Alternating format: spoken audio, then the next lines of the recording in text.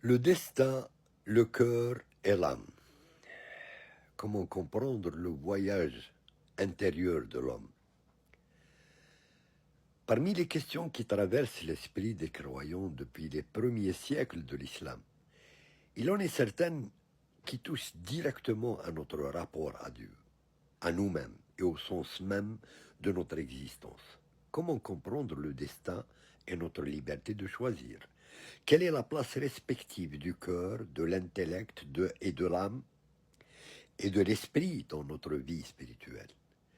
Et lorsque nous commettons des péchés, qu'est-ce qui est véritablement affecté en nous? Ces interrogations ne sont pas de simples spéculations théologiques réservées aux savants. Elles concernent chaque être humain, car elles touchent à ce que nous vivons quotidiennement. Nos choix, nos limites intérieures, nos remords, nos espoirs et notre quête de proximité avec notre Créateur. Pour comprendre la vision islamique, il faut d'abord se débarrasser d'une opposition simpliste qui a longtemps dominé les débats. Soit l'homme est totalement libre et Dieu n'intervient pas dans son destin, soit Dieu détermine tout et l'homme n'est qu'un acteur sans volonté. L'islam refuse ces deux extrêmes et propose une compréhension plus profonde, plus équilibrée et plus conforme à la majesté divine comme à la dignité humaine. Dieu est le Seigneur absolu de l'univers. Rien n'échappe à sa science. Rien ne se produit en dehors de sa volonté créatrice. Rien ne lui est inconnu. Avant même que les cieux et la terre ne soient créés, Dieu connaissait déjà l'ensemble des événements qui se dérouleraient jusqu'à la fin des temps.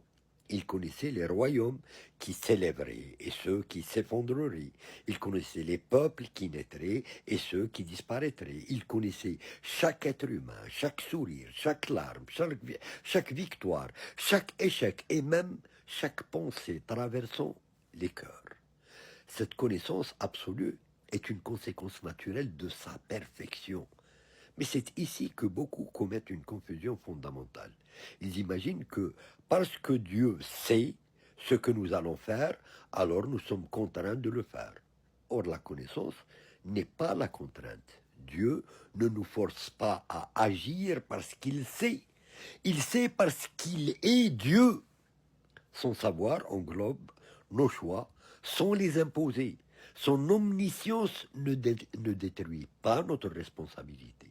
Lorsque vous vous trouvez devant une possibilité de dire la vérité ou de mentir, de pardonner ou de vous venger, de prier ou de négliger votre prière, vous ressentez intérieurement cette capacité de choisir. Cette expérience du choix n'est pas une illusion, elle est réelle.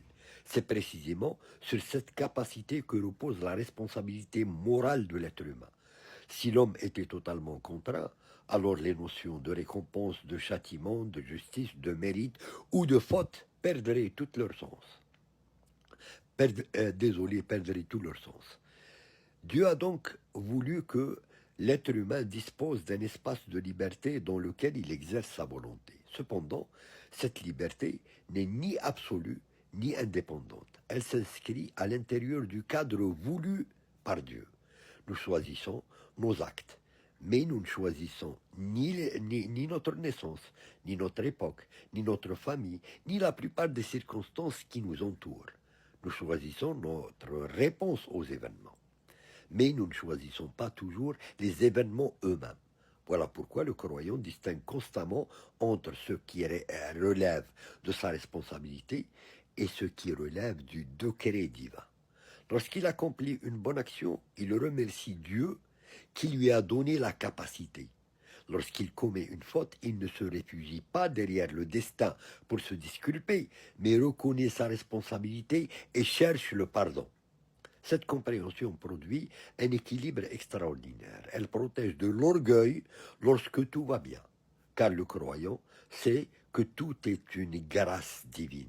Elle protège également du désespoir lorsque surviennent les épreuves, car il sait que rien n'arrive en dehors de la sagesse de Dieu. C'est ainsi que le destin devient une source de sérénité et non de fatalisme. Une fois cette question comprise, nous pouvons pénétrer plus profondément dans le monde intérieur de l'être humain. car la véritable bataille ne se déroule pas dans le monde extérieur, mais dans les profondeurs invisibles de l'âme humaine.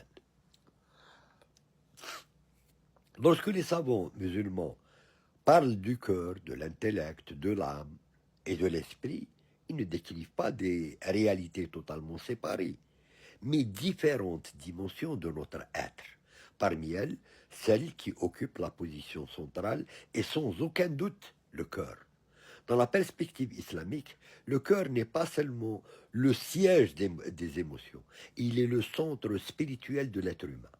Il est le lieu où se rencontrent la connaissance, la foi, l'amour, la crainte, l'espérance et la sincérité. Le cœur est comparable à un roi qui gouverne l'ensemble du royaume intérieur. L'intellect est son conseiller. Il analyse, réfléchit, compare et déduit.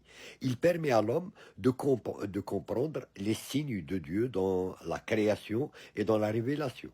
Mais l'intellect ne décide pas toujours. Combien de personnes connaissent la vérité sans la suivre? Combien comprennent le bien sans l'accomplir? Le problème n'est souvent pas intellectuel mais spirituel. Le cœur, lui, est l'organe de la foi. C'est lui qui aime ou déteste. C'est lui qui s'attache à Dieu ou se détourne de lui. C'est lui qui s'ouvre à la lumière ou qui se ferme dans l'orgueil.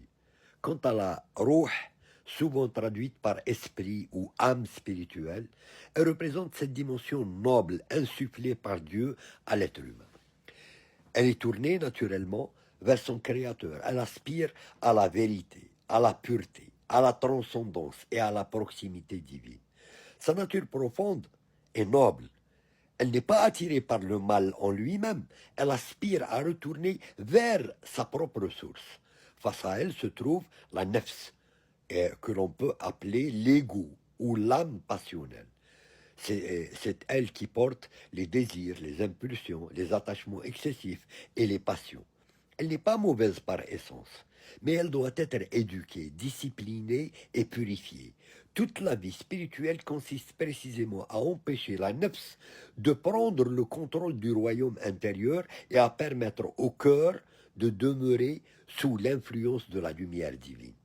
Dès lors, lequel de ces éléments possède la place la plus importante? La tradition spirituelle islamique répond de manière très claire, c'est le cœur. Car c'est lui que reçoit la foi, qui accueille la lumière, qui décide de l'orientation générale de l'être. Lorsque le cœur est sain, l'intellect fonctionne correctement. La nefs est maîtrisée et la ruh peut s'épanouir. Mais lorsque le cœur se corrompt, tout le reste est affecté.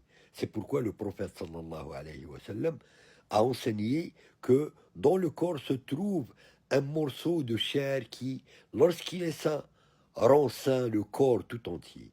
Et lorsqu'il est corrompu, corrompt le corps tout entier. Ce morceau de chair est le cœur. Nous arrivons alors à la troisième question, celle qui touche au drame spirituel du péché. Que se passe-t-il réellement lorsqu'un être humain désobéit à Dieu? Beaucoup imaginent le péché comme une simple infraction à une règle religieuse. Pourtant, ses conséquences sont beaucoup plus profondes. Chaque péché produit un effet intérieur. Il laisse une trace. Il modifie progressivement l'état spirituel de celui qui le commet. Selon les enseignements prophétiques, le premier organe touché est le cœur. Chaque faute y dépose une tache, une obscurité, une forme de rouille spirituelle. Si le croyant se repent rapidement, cette trace est effacée. Le cœur retrouve sa transparence et sa capacité à recevoir la lumière divine. Mais lorsque les fautes s'accumulent, sans repentir, les taches se multiplient jusqu'à former un voile. Peu à peu, le cœur perd sa sensibilité spirituelle. Ce qui autrefois le faisait pleurer ne l'émeut plus. Ce qui le faisait trembler ne l'affecte plus. Ce qui lui semblait grave devient banal. Le discernement spirituel s'affaiblit. L'être humain finit parfois par ne plus distinguer clairement le bien du mal. Dans le même temps, La nefs gagne en puissance. Plus le péché se répète, plus l'ego s'habitue à la désobéissance. Ce qui demandait autrefois un effort devient naturel. Ce qui provoquait un remords devient acceptable. Ainsi, la nefs prend progressivement le contrôle et entraîne l'individu vers davantage d'éloignement de Dieu. Quant à la ruh, elle ne devient pas impure dans son essence. Sa nature profonde demeure tournée vers Dieu. Cependant, elle se retrouve étouffée, emprisonnée et privée de lumière. C'est souvent de là que naissent ces sentiments de vide intérieur, d'angoisse diffuse, de manque inexplicable ou d'insatisfaction permanente que tant de personnes ressentent malgré l'abondance matérielle qui les entoure. L'être humain peut nourrir son corps, distraire son esprit et satisfaire ses passions. Mais si sa rouh est privée de la proximité divine, une partie essentielle de lui-même demeure affamée. Voilà pourquoi le remède ne réside pas uniquement dans l'abandon du péché, mais également dans le retour conscient vers Dieu. Le repentir sincère, l'évocation de Dieu, la prière, la lecture du Coran, la gratitude et les œuvres de bienfaisance agissent comme un polissage du cœur. Ils retirent la rouille accumulée et permettent à la lumière de réapparaître. Le cœur retrouve alors sa lucidité. La nefs perd de son emprise et la roue recommence à respirer librement. En définitive, toute la vie spirituelle du croyant peut être résumée comme une lutte permanente pour préserver la pureté du cœur. Le destin nous rappelle que nous dépendons totalement de Dieu. Le libre arbitre nous rappelle que nous sommes responsables de nos choix. Le cœur nous rappelle que la véritable foi n'est pas seulement une idée, mais un état intérieur. La ruh nous rappelle notre origine céleste. La nefs nous rappelle le combat à mener. Et le péché nous rappelle combien nous avons besoin de la miséricorde divine. Le succès véritable n'est donc pas d'accumuler les biens de ce monde, mais de rencontrer Dieu avec un cœur vivant, purifié et illuminé par sa lumière. Car au terme du voyage, ce n'est ni notre richesse, ni notre statut, ni notre renommée qui nous sauveront, mais la qualité du cœur avec lequel nous nous présenterons devant notre Seigneur.